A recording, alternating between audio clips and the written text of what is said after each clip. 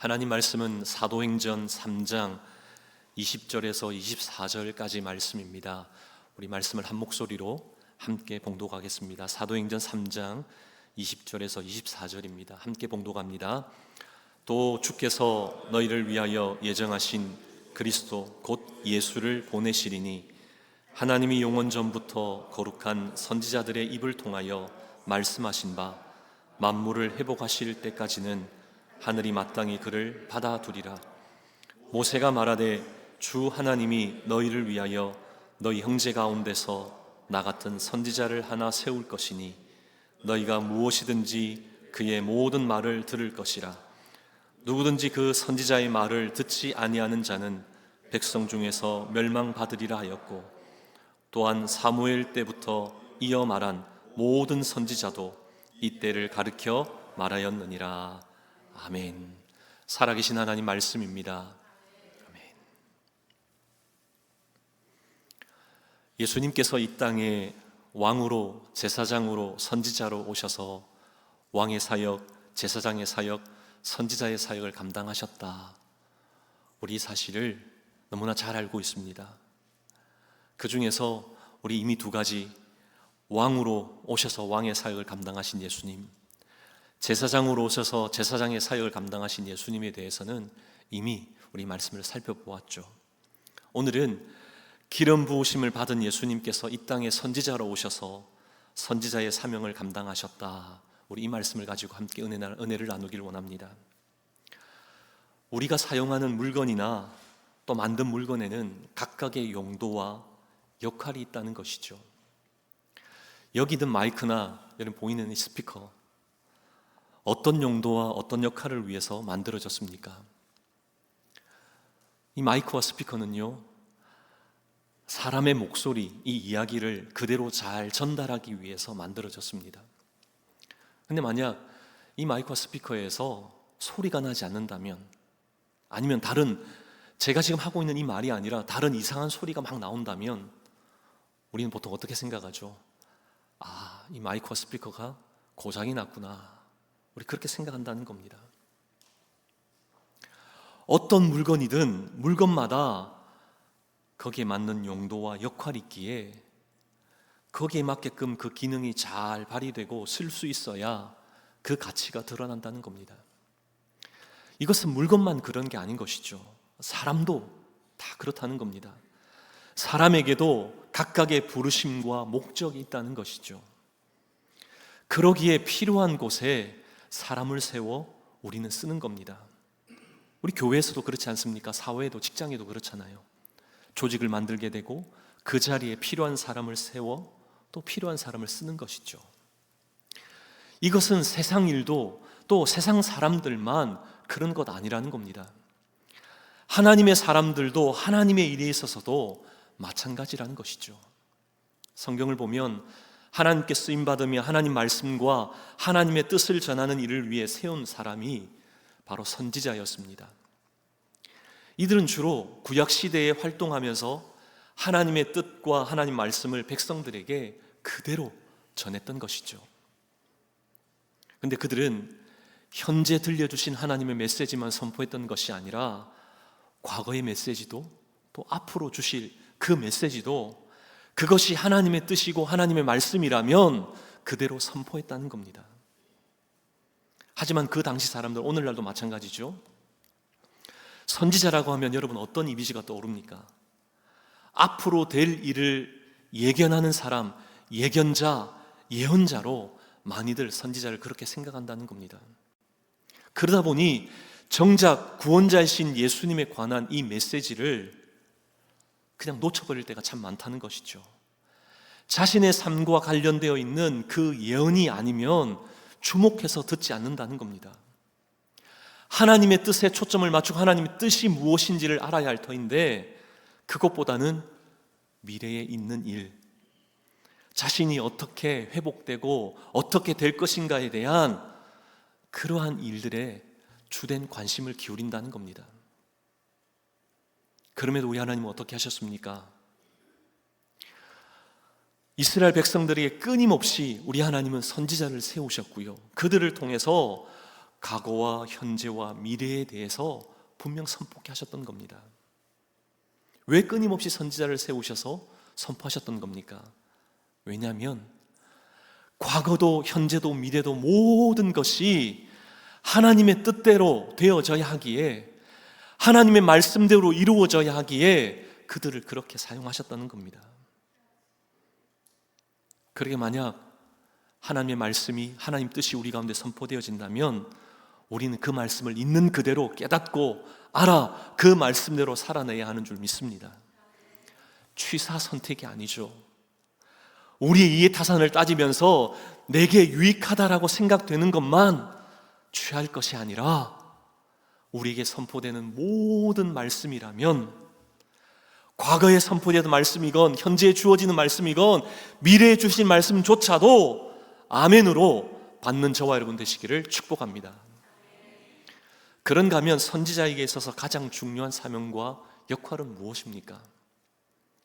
그것은 이스라엘 백성들에게, 하나님 백성들에게 하나님의 뜻, 하나님의 마음, 하나님의 계획을 전하고 가르치는 게 선지자의 사명이었고 역할이었죠. 그러기에 선지자는 자기가 가르치고 싶을 때 가르치고 전하고 싶을 때 전할 수 있는 그런 자가 아니었습니다. 선지자는 하나님이 말씀하시면, 하나님이 이르시면 그대로 가서 전해야 하는 것이죠. 하나님이 말씀하시면 선포하고 거기에 따라 움직여 나아갔던 사람들입니다. 그러기에 사무엘상 3장 11절 말씀을 보면, 또 열왕기상 16장 7절 말씀과 17장 8절 말씀을 보면, 여호와께서 이르시되 여호와의 말씀이 임하사 여호와의 말씀이 임하여 이르시되, 이런 말씀이 있을 때마다 선지자들은요 가서 그대로 하나님 말씀을 전했다는 겁니다. 그대로 선포하고 가르쳤다는 것이죠. 그러기에 선지자는 자신의 상황과 형편, 환경, 그것이 상관없는 것이죠. 어떻게 하든지 하나님의 마음, 하나님의 뜻이 잘 전해져야 하는 그 일에 그들은 쓰임받아야만 했던 겁니다. 하나님 말씀이 임하면 그들이 핍박을 받아도 가서 전하는 것이죠. 어떤 대접이 기다리고 있어도 그것과 상관없이 그들은 가서 전해야만 했던 겁니다. 오늘 말씀 22절을 보면 예수님께서 어떤 사람이었다 우리에게 말씀하고 있습니까? 베드로는 지금 신명기 18장 15절 말씀을 인용해서 예수님에 대해서 이렇게 선포하고 있는 겁니다. 모세가 말하되 나 같은 선지자 하나를 세울 것이니, 이 말씀을 인용하죠. 이 의미가 어떤 의미냐면 예수님이 바로 모세와 같은 선지자다. 선지자의 사명, 선지자의 역할을 감당하실 분이 바로 예수님이시다. 이 사실을 바로 베드로가 선포하고 있는 겁니다. 그러기 위해 이 땅에 오셔서 선지자의 사명을 감당하신 분이 예수님이셨다라고 그렇게 사도행전 오늘 말씀을 통해 선포하고 있는 겁니다. 모세가 했던 그 일들이 어떤 일들이었습니까? 모세는 선지자의 사명을 감당했던 것이죠. 모세는 주로 이스라엘 백성들을 이끌면서 하나님의 뜻과 하나님의 말씀을 그대로, 있는 그대로 그들에게 전했죠. 전함으로 말미암아 어떻게 했습니까? 이스라엘 백성들이 하나님이 원하시는 방향으로, 그 길대로 그렇게 가도록 이끌었던 사람, 인도했던 사람, 바로 선지자 역할을 감당했던 사람이 바로 모세였습니다. 우리 주님이 기름 부음 받으셨던 우리 주님이 이 땅에서 바로 이와 같은, 모세와 같은 선지자의 사명을 감당하고 계신다, 그 일을 감당하셨다, 그렇게 선포하는 것이죠. 이 점을 베드로가 오늘 말씀을 통해 분명히 드러내고 있는 겁니다. 그러기에 예수님을 통해서 선포되어진 이 메시지를 우리가 어떻게 해야 됩니까? 오늘 23절에 이어서 말씀하시죠. 우리 함께 봉독할까요? 23절입니다. 누구든지 그 선지자의 말을 듣지 아니하는 자는 백성 중에서 멸망받으리라 하였고. 아멘. 예수님이 선지자로 오셨기에 그가 하는 모든 말이 바로 하나님의 말씀이었다, 이 사실을 드러내고 있는 것이죠. 그러기에 하나님 말씀이기에 그 말씀 듣지 않으면 어떻게 된다라고 말씀합니까? 멸망받는다는 것이죠. 무서운 경고의 말씀을 하고 있는 겁니다. 예수님이 하시는 말씀이 바로 하나님 말씀이기에 그 말씀에 순종치 않으면, 선지자 되신 예수님이 선포하시는 그 메시지에 귀를 닫으면 멸망당한다, 우리에게도 하시는 말씀이라는 겁니다. 요한복음 12장 49절에 분명히 말씀하고 있지 않습니까? 내가 내 자의로 말한 것이 아니요 나를 보내신 아버지께서 내게 말할 것과 이룰 것을 친히 명령하여 주셨으니, 우리 주님 스스로도 자신이 하는 그 모든 선포가 내 마음대로, 내 생각대로, 내 뜻대로 자의로 하는 게 아니라 나를 보내신 아버지께서 내가 말할 것과 이룰 것, 그것을 친히 명령으로 주셨다. 해도 되고 해도 되지 않는 그런 선포가 아니라 반드시 전해야 될 명령으로 내게 주셨다, 그걸 선포하고 있는 거잖아요. 예수님 스스로도 자신이 선지자로 이 사명 감당하고 있으니 하나님 말씀 그대로 전하는 것이기에, 명령하는 것이기에 너희는 따라야 된다. 따르지 않으면 멸망할 것이다. 무서운 경고의 메시지인 것이죠. 그렇다면 우리 선지자로 오신 예수님께서 하나님께서 이루고 말씀하신 것, 그 하나님의 말씀, 그 뜻, 어떤 것을 지금 전하고 있는 겁니까? 그 뜻이 무엇이라는 것이죠? 그 다음 절인 요한복음 12장 50절을 보면 분명히 우리에게 말씀합니다. 뭐라고 말씀하시죠? 그의 명령이 무엇이라고요? 영생인 줄 아노라. 선지자로 오신 예수님께서 선포하시는 그 메시지의 핵심이 모든 것 다 추려서 딱 한 단어로 요약하라면 구원, 영생이라는 겁니다. 놀랍지 않습니까? 수많은 말씀을 우리 주님이 오셔서 선포하고 우리에게 가르쳐 주셨죠. 그러나 그것이 하나님의 단 한 가지의 명령, 영생 받으라, 구원 얻으라는 겁니다. 그러기 디모데전서 2장 4절 말씀을 보면 우리 같이 한번 말씀 봉독할까요? 하나님은 모든 사람이 구원을 받으며 진리를 아는 데 이르기를 원하시느니라. 아멘. 우리 하나님의 뜻, 하나님이 그토록 예수님을 선지자로 보내셔서 그를 통해 선포하기를 원하셨던 그 메시지, 그게 구원이고 영생인데 거기에 하나님 마음이 어떠한지도 우리에게 분명 말씀하셨다는 겁니다. 하나님은 모든 사람이, 하나님께서 생각하시기에 믿기로 작정된 모든 사람, 하나님이 선택하신 모든 사람이 구원을 받으며 진리를 하는 데 이르기를 원하신다. 아멘. 하나님이 원하시는 마음, 하나님의 마음은 바로 택하신 자가 구원받는 겁니다. 그런데 구약시대 때는 어떠했다는 겁니까? 구약시대의 구원은 오직 유대인들에게만 국한되어 있었죠. 그렇게 구약시대의 구원은 한정적이었습니다. 그런데 하나님의 진짜 마음이 어떤 마음이었다고요? 하나님이 선택하신 사람, 모든 사람이 구원받고 모든 사람이 영생을 얻어 천국 가기를 원하신다. 이게 우리 하나님 마음이었다는 겁니다. 근데 구약시대 때는 이 하나님의 뜻이, 마음이 제대로 적용되지도 않았고 제대로 전달되지도 않았다는 겁니다. 그러기에 신약에 와서 하나님께서는 예수 그리스도를 통해 그 모든 것을 해결해 주시고 예수님이 답이 되게 해주셨다는 것이죠. 예수님을 통해 하나님의 마음, 그 하나님의 메시지가 예수님의 입술을 통해 선포되게 하심으로 내가 원하는 것은 영생이다, 구원받기를 원하신다, 그러게 회개하라, 주님 앞에 나와 예수 그리스도 구주로 영접하라고 그렇게 선포하셨던 것이죠. 그러게 요한복음 14장 6절에서 뭐라고 선포하십니까? 예수께서 이르시되 내가 곧 길이요 진리요 생명이니 나로 말미암지 않고는 아버지께로 올 자가 없느니라. 아멘. 분명한 선포로 나가셨던 겁니다. 선지자로 보내신 예수님을 통해서 하나님의 뜻이 이루어지게 하셨다. 그 사실을 예수님 스스로가 선포하고 있잖아요. 내가 곧 길이요 진리요 생명이니 나로 말미암지 않고는 아버지께로 올 자가 없다. 이 선포하심에 우리의 마음이 열려지는 저와 여러분 되기를 간절히 소망합니다. 그러면 어떻게 선지자로 보내신 예수님을 통해 하나님의 뜻인 구원을 이루셨다는 겁니까? 사도행전 4장 12절 말씀을 보면 다른 이로서는 구원을 받을 수 없나니 천하 사람 중에 구원을 받을 만한 다른 이름을 우리에게 주신 일이 없음이라 하였더라. 아멘.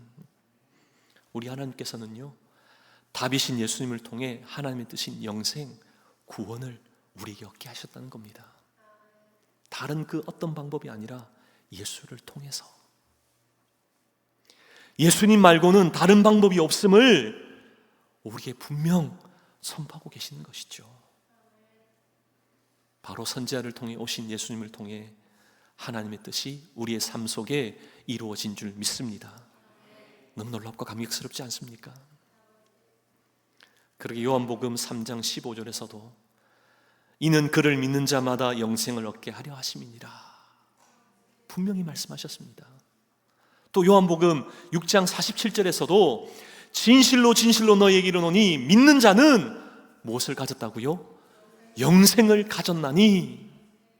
믿는 자는 영생을 가졌다라고 분명하게 선포하셨다는 겁니다. 예수님을 믿는 자마다 영생을 가졌다. 오늘도 지금 우리 하나님은 나에게 놀랍게 선포하시는 메시지라는 겁니다. 우리 하나님의 뜻, 하나님의 선포라는 것이죠. 그러게 천국에서 영원히 살려면 예수님만 믿으면 됩니다.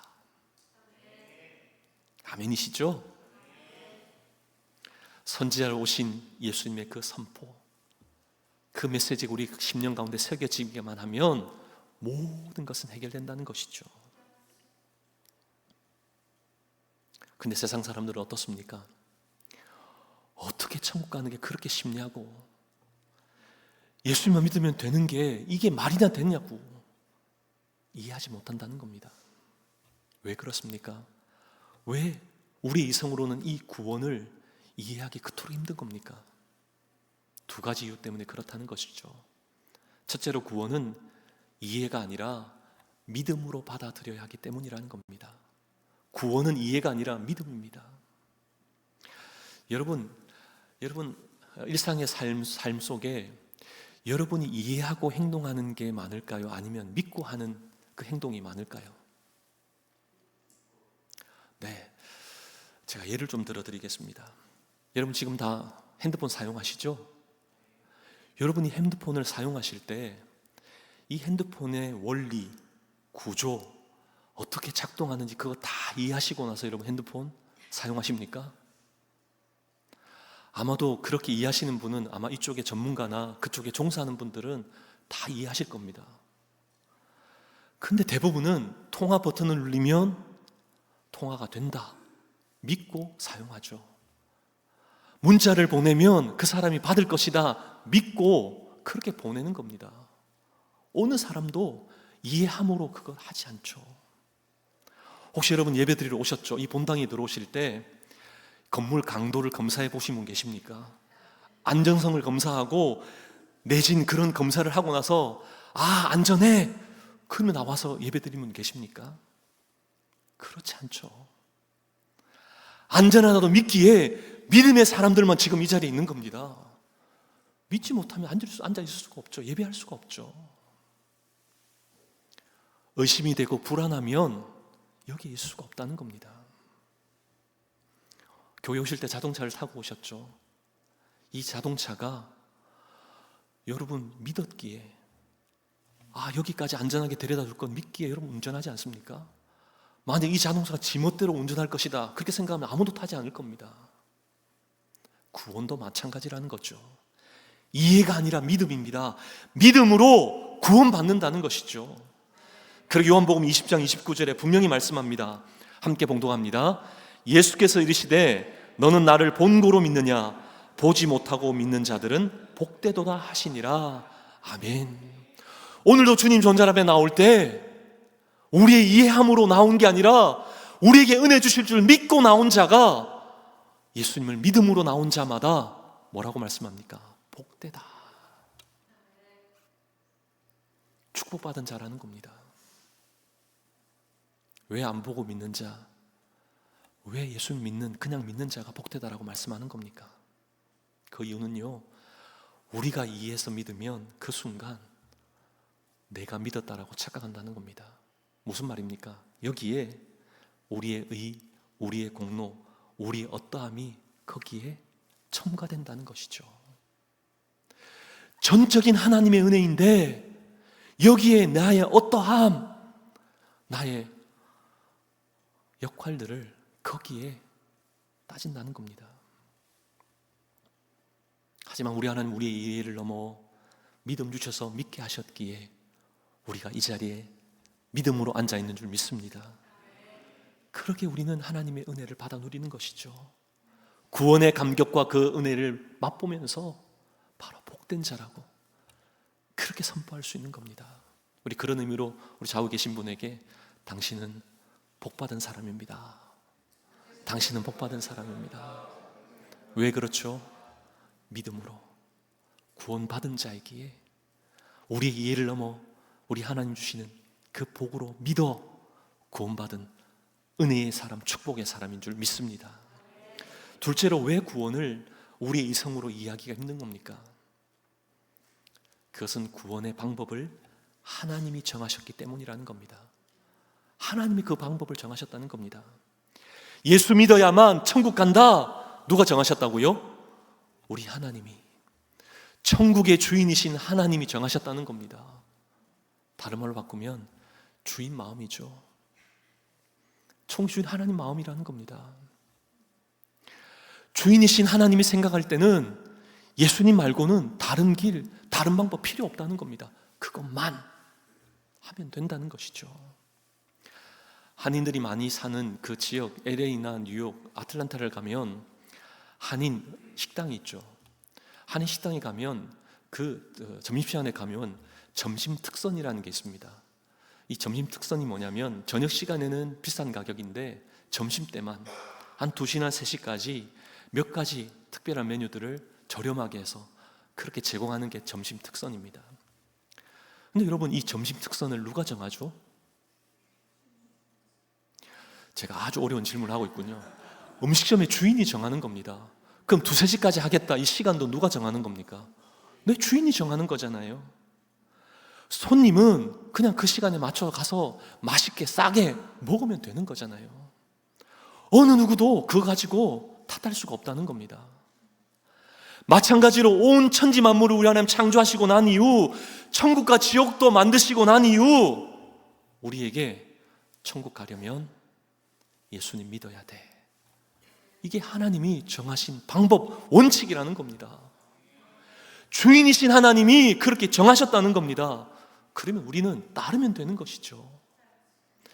믿고 구원받아 그 은혜의 감격 속에 맛있게 그 은혜의 잔치 속에 거하면 되는 겁니다. 즐겁게. 예수 믿으면 구원 얻는다, 참 쉽지 않습니까?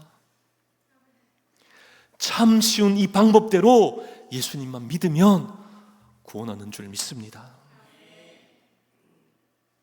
그런가 하면 왜 하나님이 예수님만 믿어야 천국 갈 수 있게 하셨겠습니까? 그 이유가 무엇이죠? 다른 방법, 다른 길을 허락하지 않는 그 이유가 무엇 때문이겠습니까? 2가지 이유 때문입니다. 한 가지는 구원받을 수 있는 기회를 모든 사람에게 주시고 싶으셨기 때문이라는 것이죠. 누구든지 그 기회를 얻을 수 있도록 그렇게 하나님이 원하셨던 겁니다. 만약 구원받는 길이 너무나 어렵다면, 사람으로서는 도저히 이룰 수 없는 그 방법을 제시했다면, 여러분 뭐라고 하나님께 얘기하시겠습니까? 아마 주인이신 하나님께 이렇게 따지지 않을까요? 아니, 할 수 있게끔 해야 하지, 왜 이런 것 만들어 놓았냐고. 도저히 찾다가 할 수 없어서 나름대로 방법을 찾았다라고, 아마 그렇게 하나님께 핑계대지 않겠습니까? 우리 하나님은 이것조차도 아시기에 이와 같은 일이 일어나지 않도록 사전에 그 누구도 핑계할 수 없도록 복잡하지 않고 어렵지 아니한 유일한 한 길 한 방법, 예수님 믿으면 구원받는다. 누구든지 자격이나 조건이나 어떠한 실력 그것 다 상관하지 않고 단지 하나 예수님 믿으면 구원받는다. 그 길을 제시하셨던 겁니다. 사람들의 눈높이 그 기준에 충족할 만한 그거 세워서는 어느 한 사람도 구원받을 수 없기에 하나님이 원하시고 작정한 사람, 선택한 모든 사람이 구원받을 수 있도록 찾기 쉬운 방법, 예수 그리스도를 구주로 믿는 것, 바로 그 방법을 우리에게 주셨다는 것이죠. 예수님 나의 구주로 주인 삼을 때 구원 얻는다. 우리 하나님 정하신 놀라운 약속이고 축복인 것이죠. 에베소서 2장 8절 9절 말씀입니다. 우리 함께 봉독할까요? 너희는 그 은혜에 의하여 믿음으로 말미암아 구원을 받았으니 이것은 너희에게서 난 것이 아니요 하나님의 선물이라. 행위에서 난 것이 아니니 이는 누구든지 자랑하지 못하게 함이라. 아멘. 우리 하나님께서는 우리의 어떤 수고, 어떤 노력, 어떤 행위 원하지 않는다는 겁니다. 단지 하나님의 은혜에 의하여 믿음으로 말미암아 구원 얻는 것, 그것이 하나님의 뜻이고 하나님의 방법이다. 우리에게 말씀하시는 것이죠. 천국에 들어갈 수 있는 책에 복잡한 것 아니다라고 우리에게 말씀하십니다. 예수만 믿으면 들어간다. 너무나 쉬운 그런 방법과 체계를 우리에게 주셨다는 겁니다. 우리가 믿으려고 애쓰는 것 아니죠. 이 믿음도 누가 주시는 겁니까? 우리 하나님 주시잖아요. 주셔서 그 은혜에 의하여 주시면 이제 믿음으로 말미암아 구원받게 되는 겁니다. 너무나 놀랍지 않습니까? 그런가 하면 또 다른 이유는, 예수님만 믿으면 천국 가게 하신 이유는 우리를 사랑하셔서 그렇다는 겁니다. 우리를 너무나 사랑하셔서, 우리를 사랑하셨기 때문에 그 길, 그 유일한 길을 우리에게 제시하셨다는 것이죠. 주님만 믿으면 천국 간다, 이것은 논리의 차원이 아닙니다. 사랑이란 관점에서 우리가 분명 보아야 하는 것이죠. 만약 우리의 자녀가 너무 속을 썩이고요, 또 하지 말라는 것만 하고 그렇게 살다가 멋대로 그렇게 허랑방탕하게 살다가 병이 들었습니다. 신장 키드니가 망가져서 이제 죽게 되어졌다면, 부모된, 만약 우리가 부모라고 한다면 여러분 어떻게 하시겠습니까? 신장 우리 자녀에게 주지 않겠습니까? 당연히 주죠. 다른 사람한테는 주지 못해도 사랑하는 자녀이기에 준다는 겁니다. 근데 여러분, 이것을 합리적으로, 논리적으로 생각 한번 해보십시오. 아무런 도움이 되지 않는 사람에게 주는 것보다 세계를 위해서 그렇게 뭔가도 공헌한 사람이 아플 때 그 사람에게 주는 게 훨씬 더 낫다라고 생각되는 것이 우리 합리적이고 이성적인 거 판단에서는 그게 맞는 말이잖아요. 이성적으로 합리적으로 생각해 보면 그렇게 하는 게 훨씬 더 좋은 일입니다. 근데 이 세상 어느 부모도 자녀를 제쳐두고 다른 사람에게 선뜻 주지 않는다는 겁니다. 아무리 못된 자녀여도 사랑하는 자녀에게 기꺼이 어떤 거 따지지 않고 준다는 겁니다. 머뭇거리지 않는다는 것이죠. 왜냐면요, 사랑하기 때문에. 여기는 논리, 이성, 합리와 이해가 아니라는 겁니다. 사랑이라는 것이죠. 하나님께서도 우리를 사랑하셔서 예수님 주셨습니다. 예수님만 믿으면 구원받는다, 그 길을 주셨다는 것이죠. 요한복음 3장 16절에 우리 같이 한번 말씀 봉독할까요? 하나님이 세상을 이처럼 사랑하사 독생자를 주셨으니 이는 그를 믿는 자마다 멸망하지 않고 영생을 얻게 하려 하심이라. 아멘. 하나님이 세상을 이처럼 자신의 하나뿐인 아들을 주시기까지 그만큼 사랑하셨다. 우리에게 말씀하시잖아요. 이 말씀이 우리 가슴에 선명하게 새겨질 때 우리는 이전에 체험하지 못한 그 차원이 다른 그 사랑, 그 하나님 아버지의 마음을 깨닫고 발견하게 될 줄 믿습니다. 이런 놀라운 약속의 말씀이 주어졌음에도 사람들은 믿지 않았다는 겁니다. 하나님께서는 선지자로 예수님 보내셔서 이와 같은 말씀을 선포하셨음에도 그들이 귀담아 듣지 않았다는 것이죠. 그래서 우리 하나님은 어떤 일까지도 하셨냐면 기적까지도 그들에게 믿고 받아들일 수 있도록 기적도 행하셨다는 겁니다. 구약에 하나님이 모세를 선지자로 사용하시다고 말씀드렸죠. 모세에게 단순하게 하나님이 말씀만 그들에게 선포하시고 그들을 이끌어 나가셨던 거 아닙니다. 때로는 모세를 통해 하나님은 어떤 일도 행하셨죠? 기적도 행하셨잖아요. 홍해도 요단강도 하나님이 가르셨습니다. 그것뿐입니까? 그들에게 광야의 생활 속에 필요한 것, 만나와 메추라기를 공급해 주셨죠. 기적이 아닙니까? 목이 마르다고 할 때 반석에서 샘이 나는 그런 놀라운 기적까지도 우리 하나님이 행하셨다는 겁니다. 왜냐하면 하나님이 하나님 되심을 그들이 믿을 수 있도록 하기 위해서 그런 일을 행하셨던 것이죠. 예수님이 선지자로 오셨을 때도 마찬가지입니다. 예수님을 통해 선포된 그 말씀 사람들이 믿지 못하자 우리 주님이 어떤 일까지도 행하셨습니까? 마태복음 9장 28절 29절 말씀에 보면 맹인을 고치심의 그런 기적을 행하셨잖아요. 그뿐 아니죠. 누가복음 7장 14절 15절을 통해서는 죽은 자도 살아나게 하셨습니다. 그런 놀라운 기적을 그들에게 베푸셔서 그들이 믿고 받아들일 수 있도록 기회를 허락하셨다는 것이죠. 이러한 기적을 행하시면서 우리 주님이 그 이유를 분명히 말씀하셨죠. 요한복음 20장 30절 31절 말씀을 보면 너희로 예수께서 하나님의 아들 그리스도이심을 믿게 하려 함이요 또 너희로 믿고 그 이름을 힘입어 생명을 얻게 하려 함이니라. 아멘. 하나님이 때로는 선지자를 통해 말씀하시기도 하고 때로는 그를 통해 기적을 행하셨던 그 모든 이유가 예수 그리스도를 우리 가운데 선지자로 놀라운 은혜의 사람으로 보내주심이 무엇 때문이라고 말씀합니까? 내가 예수를 믿어 생명을 얻게 하시기 위해서 그와 같은 일을 행하셨다라고 분명히 우리에게 말씀하시잖아요.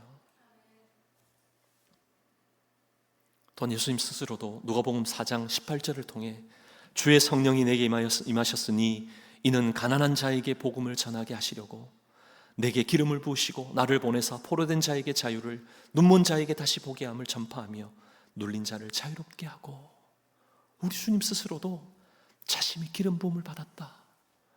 하나님 나를 선지자로 보내셨다라고 그와 같은 이유가 바로 복음이 복음되어 눈먼 자가 보게 하고 눌린 자를 그런 자유케 하는 그런 놀라운 복음의 역사가 일어나기 위해 바로 나를 보내셨다. 지금도 우리 하나님은 이와 같은 역사를 우리 삶 속에 행하고 계시는 줄 믿습니다. 그 기적의 증거가 바로 저와 여러분 아닙니까? 도저히 믿을 수 없는 자들이 이 자리에 나올 수 없는 사람들이 예수님 믿었다는 그 사실 자체 하나만으로 우리 하나님 보여주시는 기적 아닙니까? 그러게 지금도 복음이 선포되어지는 곳에는 복음이 복음되기에 우리를 하나님 자녀 삼으셨던 그와 동일한 역사가 복음이 선포되어지는 곳, 예수 그리스도가 선포되어지는 곳에 동일하게 나타나는 줄 믿습니다. 그리고 우리는 일평생 바로 이 복음, 예수님이 선포하셨던 이 메시지를 전하는 자들로 살아야 하지 않겠습니까?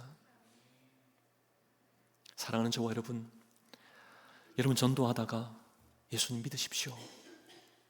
우리 이 말에 나의 구주로 영접하는 그 놀라운 역사가, 그 메시지 한마디에 두 눈에 눈물이 흐르는 그런 광경을 경험하신 적이 있습니까? 자신의 생각에 빠져서 그렇게 살아가는 사람 어느 순간 복음을 듣고 내 생각이 틀렸다라고 그렇게 삶이 변화되는 그런 놀라운 역사를 경험한 적이 있습니까? 멋대로 살던 사람이 어느 날 예수님을 나의 구주로 영접한 이후 주님을 따르겠다라고, 주님의 제자가 되겠다라고 그렇게 결단하던 그 모습들 여러분 보신 경험이 있습니까? 우리가 지금 침묵하고 있는 이 순간에도 복음이 복음되어 이 놀라운 기적의 역사가 일어나고 있다는 것이죠.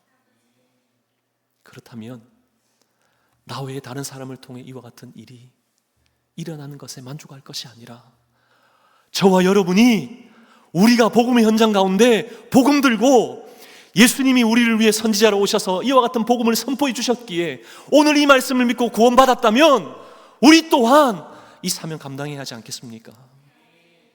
영생 구원받는 게 하나님의 뜻, 하나님의 마음이라면 그 마음이 있는 곳에 우리의 마음이 가야 하지 않을까요?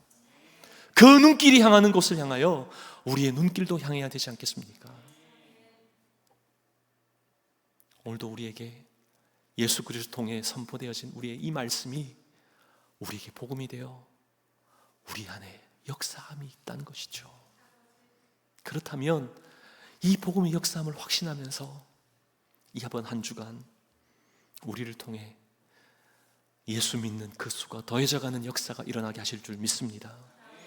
죽은 영혼을 하나님께 인도하며 살리는 예수와 복음 위에 살아내는 그 선지자의 사명, 우리의 힘으로 그것을 감당하는 것이 아니라 이미 우리 주님이 선지자로 오셔서 그와 같은 사명을 감당하셨기에 나 또한 그렇게 할 수 있음을 믿고 그렇게 살아내는 저와 여러분 되시기를 주님의 이름으로 축복합니다.